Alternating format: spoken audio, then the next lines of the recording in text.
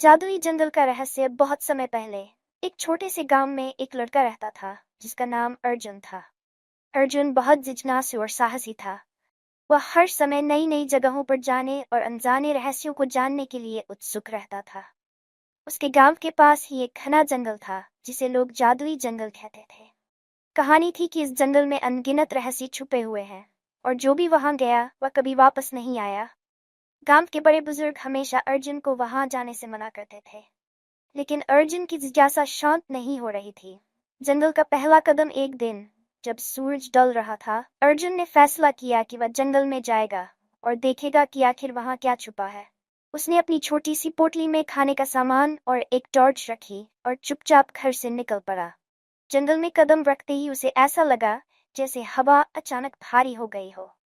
चारों तरफ अजीब सी खामोशी थी। पेड़ों की शाखाएं आपस में उलझी हुई थीं और सूरज की रोशनी भी वहां मुश्किल से पहुंच रही थी। अचानक अर्जुन को दूर एक झरने की आवाज सुनाई दी। वह आवाज के पीछे पीछे चला। झरने के पास पहुंचते ही उसने देखा कि वहां पानी के नीचे एक चमकती हुई चीज थी। अर्जुन ने हिम्मत करके उस चमकती चीज को उठाया। वह एक जादुई पन्ना था जो हल्की हल्की रोशनी बिखेर रहा था। जादुई पन्ना और रहस्यमयी द्वार। जैसे ही अर्जुन ने पन्ना उठाया, जंगल की जमीन हिलने लगी।